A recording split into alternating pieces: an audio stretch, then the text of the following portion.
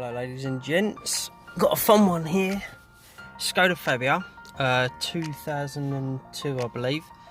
The customer complaint is that his engine immobiliser keeps kicking in, as you can see, and when you start the car it cuts out.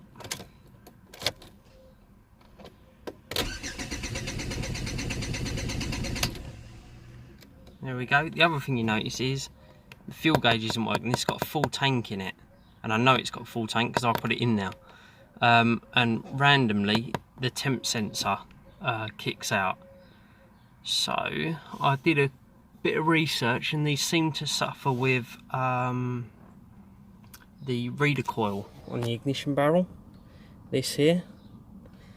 However, I don't think it's going to be that. I think this has got something to do with the gauge cluster, purely because we've got intermittent faults with both of these. Now, I know, and I've done a little bit of probing before making this video, and I know that the voltage references, the 5-volt reference for the coolant temp is definitely getting to the sensor, and there is a signal going to the ECU. So I'm gonna look at this gauge first. Right, okay, first thing to do, we'll drop the steering column down and we'll pop this shroud off. This top shroud just in front of the gauge cluster just pulls forwards and off, and then we've got two Torx bits. These are Torx 15s.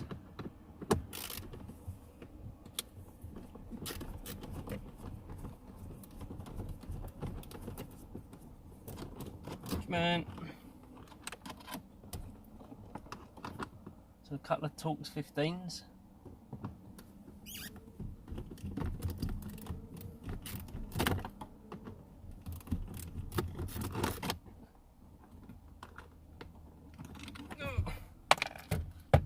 And then the gauge just pulls out like so.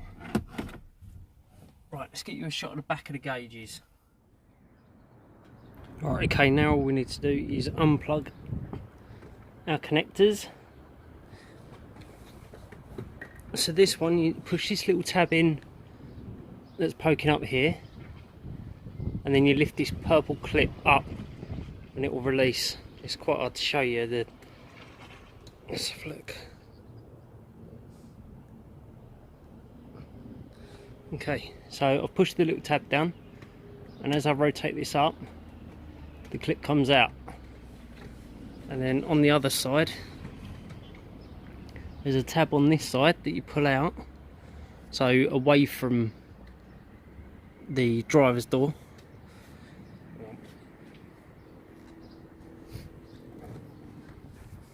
So you pull this tab away, and then the gauge cluster comes out. Ta-da! Alright, let's get this into the man cave. Okay, so in the man cave, we've got a gauge cluster, and we're going to need to open this up. So we've got a clip there, one there, one there.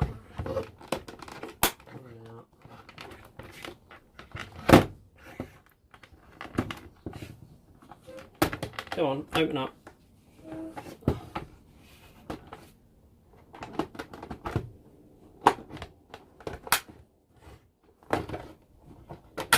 Okay, take the back cover off, and there's all the scary electronics that everyone's so scared of. Let's give you a shot of that. Look at that.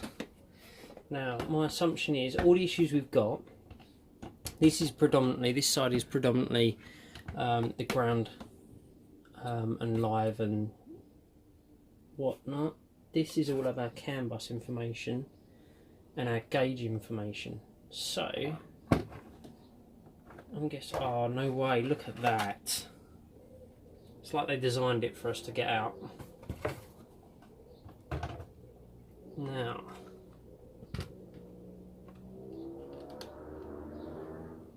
Ooh. Okay. So, just under here, there are a number of pins. Let's give you a look. So, all of these pins up here, or solder joints, as I say, they're all for that connector. Now, what I'm thinking is that these have probably got some dry joints on. Zoom. And that right there, let's get a pointing stick. That there looks like a dry joint to me, with a crack running around it, which would cause most of our problems. That's probably another one. Focus. That's sorry about the shaky hands. That's another one there.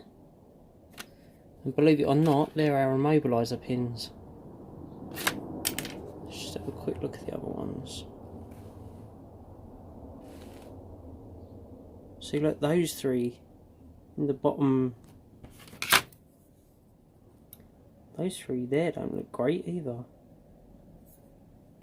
This is kind of starting to make a bit more sense now, because the customer's complaint was this light was intermittent, and whenever it was hot out, which it is at the moment because it's summer, it would play up even more so. So I'm thinking, if we reflow those solder joints, we might have a fix. Right, let's get the hot stick out. I'll be back in 2. The hot stick's hot. Let's see if we can get it zoomed in. Please excuse the rubbish camera work. Okay, so the first thing I'm going to do is I'm going to put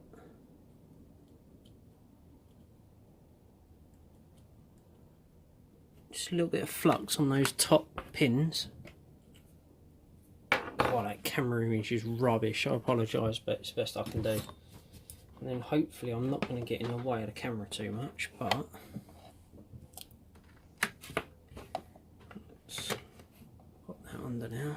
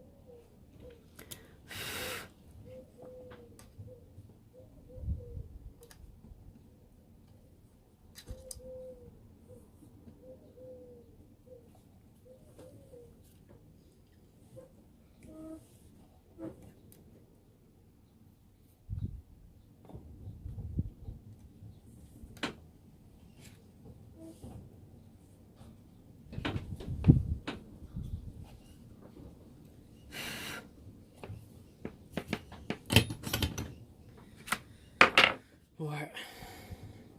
Okay, let's give you a look at that. Wow, I'm really rubbish at this camera, malarkey. So those joints are much better. I need to clean the flux off, but they're looking much better. Focus. Okay, let's give it a try. Let's put it back together.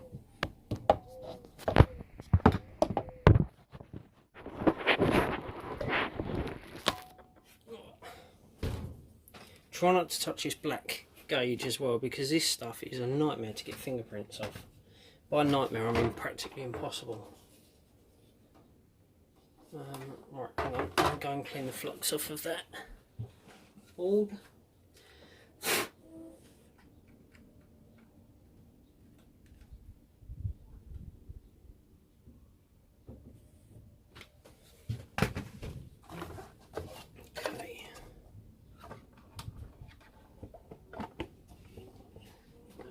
Front of our gauge back on. should just clip over.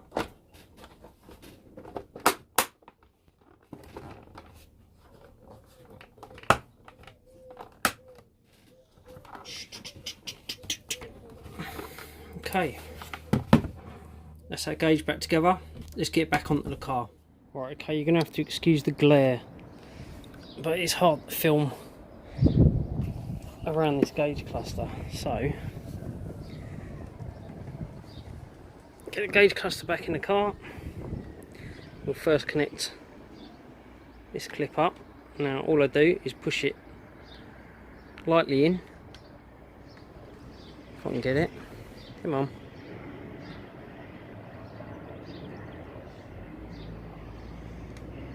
Right, there we go. Come on. I need to make sure this purple tab is up the top of the clip, otherwise it won't go in. If it's like that, it's not going in. So at the top, put it into the clip or into the gauge, and then as you push it down, that tab wants to go down. Push it down and it locks in place using that little pin. Let's get the power side. Obviously this isn't just power, but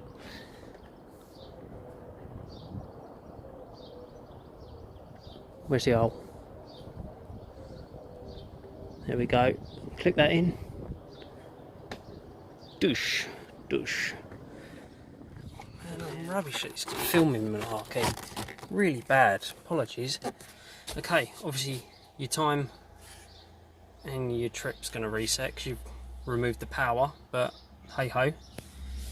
Let's get the keys. Chuck in my pocket.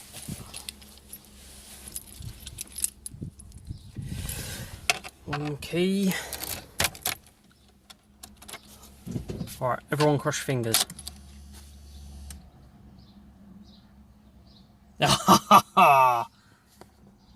Fuel gauge.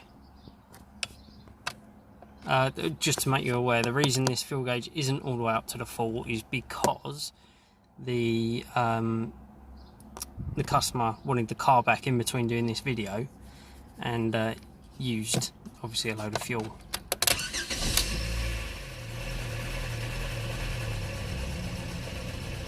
I call that a fix. Get in, see, and it's cost nothing other than just a little bit of time.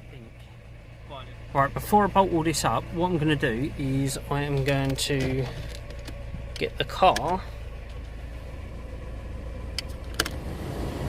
nice and hot, and then that way that will test the solder joint and make sure we've got a fix. Right, so I ain't sitting in that. We'll leave that running. Right, okay, back to the beast. It's been running for really about 20 minutes now, so getting nice and hot. Let's just see how hot the outside is. Alright, well the door's reading around 55. What's the dashboard reading? Dashboard's reading nearly 100. The clocks themselves around 50. So this, oh my god, it's hot in here. Right, fingers crossed. This would not start when the car was this temperature on the inside. So, gauges, good. Oh mate, that's such a fix. Yeah mate. Now just time to put it back together. So, put the two Torx bits back.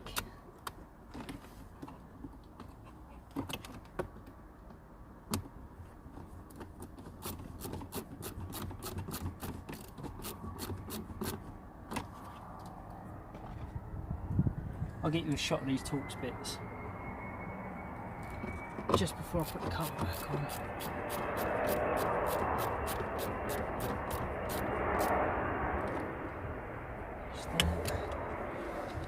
Come here. Okay, there's your two Torx bits. So one now, and hello, there we go, one now. what we're going to do, oh Jesus, that's hot. Put that on now, push it forwards, and we're all done. Simple as that. Okay, I just want to wrap this video up. I know it looked like I went straight for the gauge cluster, but I actually spent a couple of hours going through lots and lots and lots and lots of wiring diagrams, just so that I could be confident on my diagnosis. It paid off. It didn't cost, in this case, I know I keep referring to him as a customer, but it's actually a friend. As a result, it's not costing him anything to fix. He's now got his car back and it's running perfectly. One word of warning, just use caution.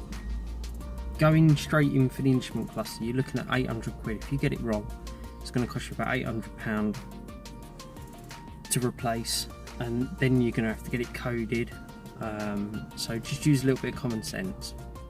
Like I say, this video is not about the diagnosis. This is purely to show you how I fixed this car with this set of symptoms. So I just really, just please be careful. If you're not confident with electronics, soldering, like you see in the video, just give it to a professional.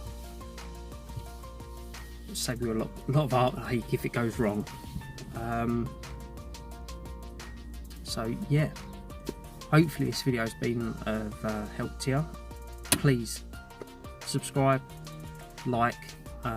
This video has taken me about 2 days to make, which is ridiculous considering how rubbish quality is, but appreciate you watching it.